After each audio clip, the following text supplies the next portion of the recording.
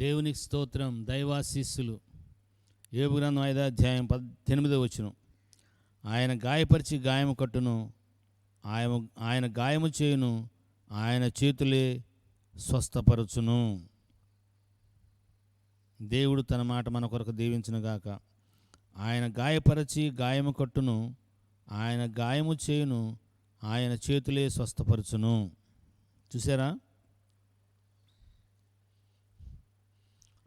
గాయం ఎందుకు చేస్తాడు?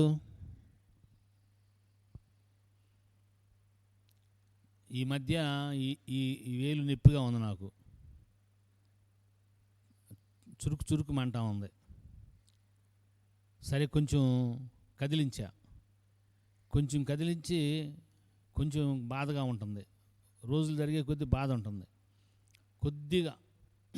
కొద్దిగా చాకు పెట్టి ఇలా అన్న, కొద్దిగా గాయమై లోపల చీము బయటకు వచ్చి నొప్పి తగ్గిపోయింది.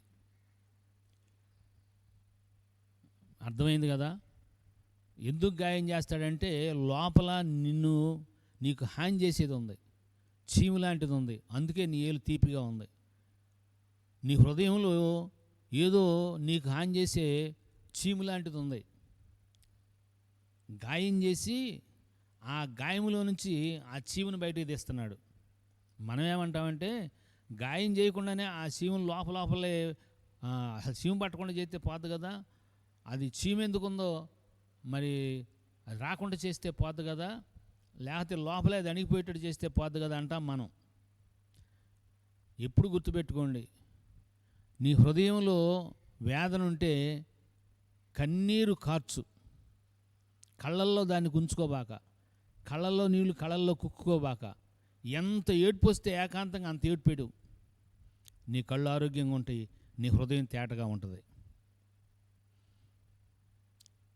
నీ కళ్ళు ఆరోగ్యంగా ఉంటాయి, నీ హృదయం తేటగా ఉంటుంది. చాలా రసాయనాల సమ్మేళనం కన్నీరు.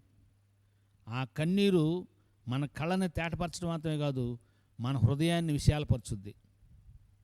అట్లా కాకుండా నీలో ఉన్న దుఃఖాన్ని నీవే అణుచుకుంటా కూర్చున్నావంటే అది జబ్బుగా మారుద్ది.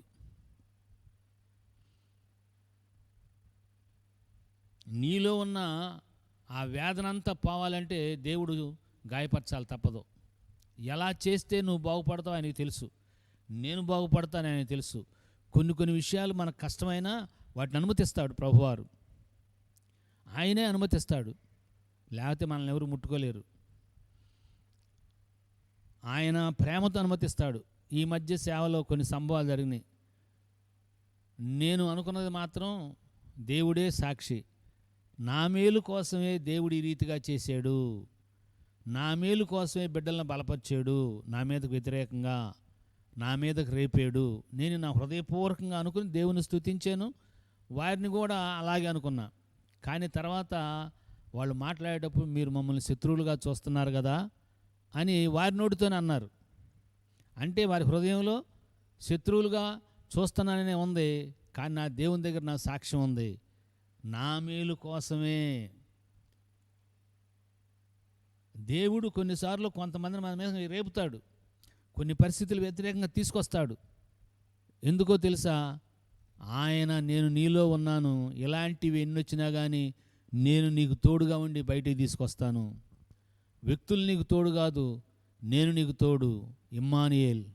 దేవుని పిల్లలారా, ఇమ్మానుయేల్లో మీరు బాగా ఆలోచన చేయండి. EMMANEL.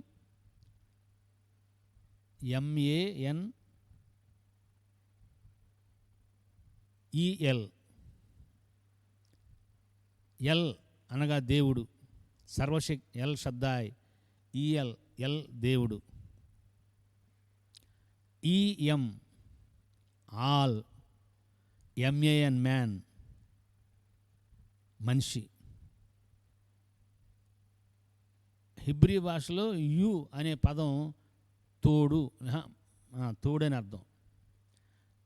సర్వశక్తిమంతుడైన దేవుడు మానవుడికి తోడని అర్థం ఇమ్మానుయేల్ అంటే. ఇమ్మానుయేల్ని డివైడ్ చేయండి. తోడుగా ఉన్న దేవుడే నీ గాయాల్లో ఉన్న రస్సిని తీయటానికి గాయం చేస్తాడు. నీ లోపల దాగి ఉన్న విషయాన్ని బయట తీయటానికి గాయం చేస్తాడు. నీ మేలు కోసం, నా మేలు కోసమే.